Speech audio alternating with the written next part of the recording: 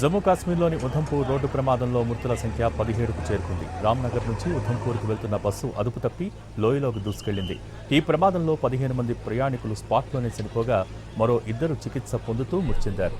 మరో 20 మందికి తీవ్ర గాయాలయ్యాయి. గాయపడ్డ వారిని వెంటనే ఆసుపత్రికి తరలించారు.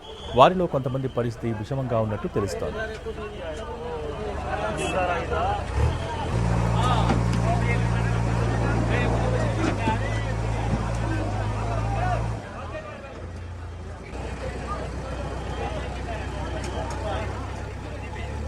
జమ్మూ కాశ్మీర్లోని ఉధంపూర్ రోడ్డు ప్రమాదంలో మృతుల సంఖ్య 17కు చేరుకుంది. రామ్నగర్ నుంచి ఉధంపూర్కు వెళ్తున్న బస్సు అదుపు తప్పి లోయలోకి దూసుకువెళ్లింది.